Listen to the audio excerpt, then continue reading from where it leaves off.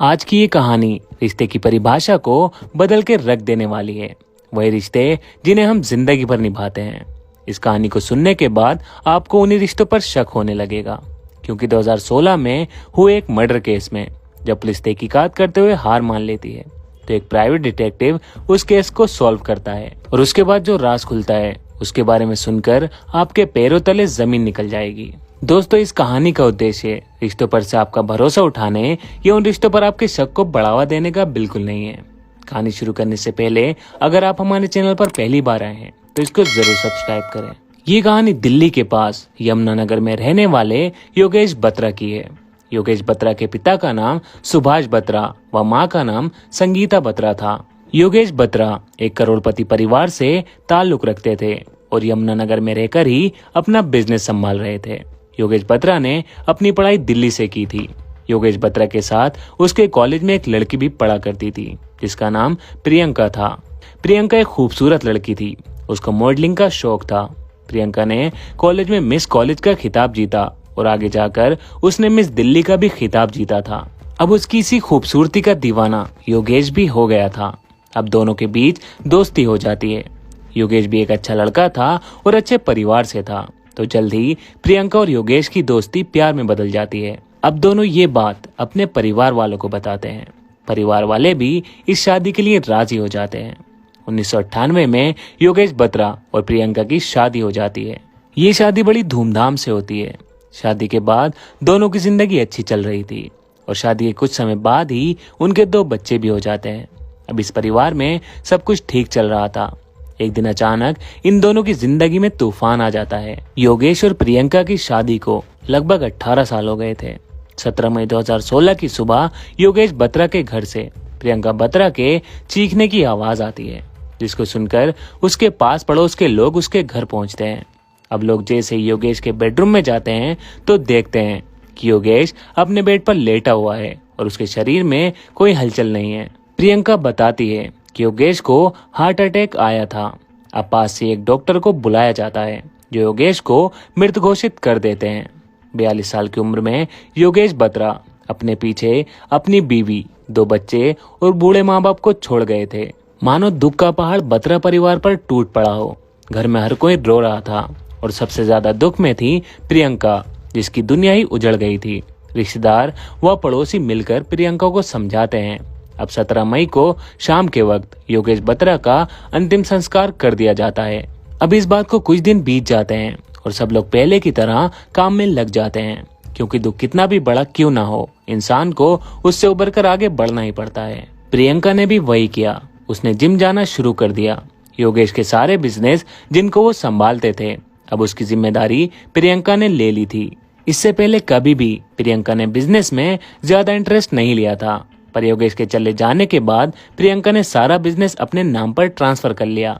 अब कंपनी की डायरेक्टर प्रियंका बत्रा बन गई थी। एक औरत का कंपनी के सबसे बड़े पद पर बैठ जाना लोगों को अक्सर रास नहीं आता। लोग 1000 तरह की बातें बनाना शुरू कर देते हैं। अब वही सब प्रियंका के साथ भी हो रहा था। लोग उसके बारे में तरह तरह की बातें करने लगे थे। इन सब के बीच योगेश के माता पिता अपने बेटे की याद और अपने से पहले गुजर जाने के दुख में काफी मायूस थे। योगेश के पिता की उम्र उस समय 70 साल की थी और माँ की उम्र 65 साल की थी। योगेश की माँ ने कई बार कहा कि उनका बेटा उनके सपने में आता है और कहता है कि मैं हार्ट अटैक से नहीं मरा हूँ। योगेश की माँ ने इस बात का जिक्र कई बार अपने पति से भी किया, पर उन्होंने इस बात को नजरअंदाज कर दिया। सुभाष बत्रा अपना बिजनेस अपने बेटे को सौंपने के बाद रिटायर होकर सुख और शांति से अपनी आगे की जिंदगी जीना चाहते थे, लेकिन उनको अपने ही बेटे की अर्थी अपनी आंखों के सामने उठने का दर्द भी देखना पड़ा। लेकिन योगेश की माँ लगातार कहती रहती कि हमें पुलिस से बात करनी चाहिए और योगेश की मौत की जांच करानी चाहिए। अब कुछ समय बीतता है और कुछ ऐसा होता है कि सुभाष बत्रा ने पुलिस रिपोर्ट भी कराई और पुलिस पर दबाव भी डाला कि योगेश केस की जांच जल्द से जल्द पूरी की जाए। अभी योगेश बत्रा की मौत के बाद प्रियंका बत्रा को विधवा हुए कुछ ही महीने हुए थे और जिस तेजी से उन्होंने अपना लाइफ स्टाइल बदला, उसको देखकर लग ही नहीं रहा था कि उन्हें किसी प्रकार का दुख है। कंपनी को अपने नाम कराने के बाद प्रियंका ने अपने दोनों बच्चों को बोर्डिंग स्कूल भेज दिया। अब इन सब चीजों को देखने के बाद योगेश के माता पिता को प्रियंका पर शक हुआ और इसी शक को दूर करने के लिए उन्होंने पुलिस में रिपोर्ट लिखवाई। अब पुलिस इन्वेस्टिगेशन करती है। योगेश का अंतिम संस्कार हो चुका था और उसका पोस्टमार्टम भी नहीं कराया गया था। ऐसे में सबूत इकट्ठा करना और मौत की वजह जानना मुश्किल था। मगर कुछ दिन जांच पड़ताल करने के बाद पुलिस को कुछ भी ऐसा नहीं मिलता जो प्रियंका को शक के घेरे में लाए। प्रियंका के संबंध अपने सास ससुर से अच्छे नहीं थे। शादी के कुछ सालों बाद ही योगेश और प्रियंका एक अलग घर में रहने लगे थे। योगेश अपने माता पिता से मिलने आ जाया करता था। जब पुलिस को भी इस बात का पता चला तो उनका भी अनुमान यही था कि अपने बेटे को खो देने के गम में अपनी बहू पर शक कर रहे थे। अब कई महीने बीत गए मगर सुभाष बत्रा पुलिस स्टेशन के चक्कर ही लगा रहे थे। पैसा और रुतबा बहुत था, शायद इसी के दम पर सुभाष बत्रा और उनकी पत्नी ने कई बड़े अधिकारियों से बात की और अपने बेटे के केस को जल्द से जल्द सॉल्व करने की बात कही। लेकिन पुलिस को कोई सुराग नहीं मिल रहा था। पुलिस ने शायद हार मान ली थी। लेकिन योगेश के माता पिता का उनसे प्यार उन्हें हार मानने नहीं दे रहा था। लेकिन योगेश के पिता यहीं नहीं रुके। पुलिस की नाउम्मीदों ने उन्हें एक दूसरा रास्ता दिखाया।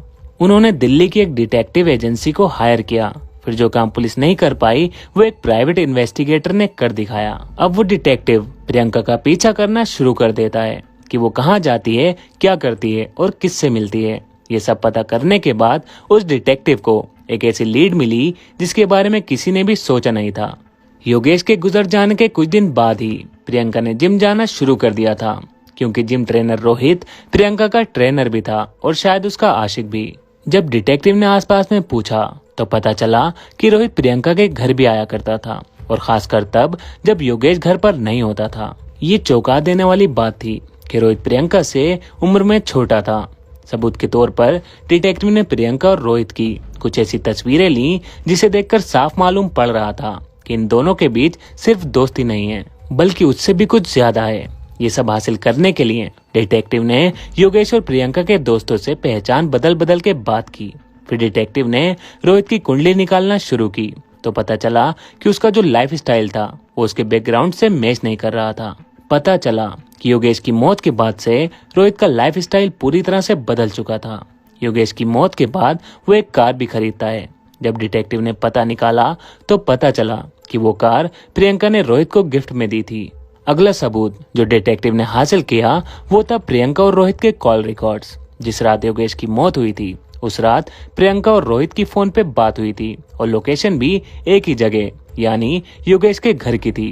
प्राइवेट डिटेक्टिव के पास पुलिस जितने अधिकार तो नहीं होते, पर उसके बावजूद उसने सारे सबूत इकट्ठे किए जो उसने योगेश के माता पिता को दिए। योगेश के माता पिता का शक अब हकीकत बनकर उनके सामने था। योगेश उन्हें छोड़कर नहीं गया था बल्कि उनसे छीन लिया गया था। सारे सबूत मिलने के बाद सुभाष बत्रा पुलिस स्टेशन जाते हैं और सारे सबूत देते हुए पूरी बात बताते हैं, जिसके बाद पुलिस हरकत में आती है और प्रियंका बत्रा और उसके आशिक रोहित को गिरफ्तार कर लेती है। जब पुलिस कड़ाई से उन दोनों से पूछताछ करती है और सारे सबूत दिखाती है तो वो दोनों टूट जाते हैं और अपना गुनाह कबूल कर लेते हैं। इसके बाद दोनों ने अपने गुनाह की कहानी सुनाई। प्रियंका बताती है कि वो रोहित को 2015 में जिम के दौरान मिली थी। प्रियंका को थायराइड की बीमारी हो गई थी, इससे उसका वजन काफी बढ़ गया था। तभी किसी ने उसे जिम ज्वाइन करने की सलाह दी। गोविंदपुरा रोड पर एक जिम में प्रियंका जाने लगी। इसी दौरान उनकी पहचान जिम ट्रेनर रोहित से हुई। सालों पहले वाली मिस दिल्ली अब जिम में काफी मेहनत करने लगी थी। इसी दौरान प्रियंका और रोहित के बीच दोस्ती हो गई। जल्दी ये दोस्ती प्यार में बदल गई। अब प्रियंका जिम में काफी घंटे बिताने लगी, मगर ये प्यार कब तक छुपता इसकी खबर योगेश को लग जाती है। अब दोनों पति पत्नी रोज झगड़ने लगते हैं। योगेश प्रियंका को जिम जाने से भी मना करता है, पर प्रियंका जिम जाना नहीं छोड़ती। अब योगेश प्रियंका के लिए उसके प्यार में रुकावट डालने वाला दुश्मन बन गया। प्रियंका रोहित के साथ मिलकर योगेश को रास्ते से हटाने का प्लान बनाती है। रोहित इस काम के लिए उत्तर प्रदेश से 2 कॉन्ट्रैक्ट किलर सतीश और सोनू से संपर्क करता है और योगेश की हत्या का सौदा 10 लाख रुपए में तय होता है। योगेश को मारने का प्लान था कि उसको नशे का इंजेक्शन लगाएंगे और नहर में फेंक देंगे। 27 मई 2016 को प्रियंका रोहित और उन लोगों को अपनी कार से घर लेकर आती है। प्रियंका उन लोगों को कार में छोड़कर घर के अंदर चली जाती है। अब सब लोग योगेश के सोने का इंतजार करते हैं और जैसे योगेश बत्रा सोता है, प्रियंका उन लोगों को घर के अंदर बुला लेती है और ये लोग योगेश को अब नशे का इंजेक्शन लगाते हैं। जैसे ही सुई योगेश को लगती है तो वो उठ जाता है। अपने आप को गिरा देख योगेश हाथापाई शुरू कर देता है। इसी हाथापाई में इंजेक्शन की सुई भी टूट जाती है। अब चारों किसी तरह योगेश को कब्जे में करते हैं और प्रियंका उसके मुंह पर तकिया रख तब तक दबाती है जब तक उसकी मौत नहीं हो जाती है। फिर अगले दिन क्या हुआ इस बारे में मैं आपको पहले ही बता चुका हूँ। कुछ दिन भागने के बाद उन दोनों आरोपियों को भी पुलिस गिरफ्तार कर लेती है। ये केस करीब 4 साल तक चला। 6 अक्टूबर 2021 को करोड़पति बिजनेसमैन योगेश बत्रा के हत्याकांड में यमुनानगर जिला अदालत ने उसकी धर्मपत्नी प्रियंका बत्रा, आशिक रोहित और 2 कॉन्ट्रैक्ट किलर सतीश और श्याम सुंदर उर्फ सोनू को उम्र कैद की सजा सुनाई। करीब 4 साल तक चले इस केस में बहुत सारे उतार चढ़ाव भी आए। आखिरकार 25 गवाहों के बयान दर्ज करने के बाद और सर्क्यूमेंटेशनल एविडेंस के आधार पर जिला एवं सत्र न्यायालय ने चारों आरोपियों को दोषी करार देकर उम्र कैद की सजा सुनाई। कोर्ट ने प्रियंका सहित अन्य दोषियों को 60,000 रुपए जुर्माना भी किया। फिलहाल सभी आरोपी अभी जेल में हैं और अपने गुनाहों की सजा काट रहे हैं। तो दोस्तों ये थी आज की कहानी। मैं उम्मीद करता हूँ आपको ये कहानी जरूर पसंद आई होगी। अगर कहानी पसंद आई है तो इसको लाइक और कमेंट्स करके जरूर बताएं और आगे ऐसे नए वीडियोस के लिए आप हमारे चैनल को सब्सक्राइब भी कर सकते हैं।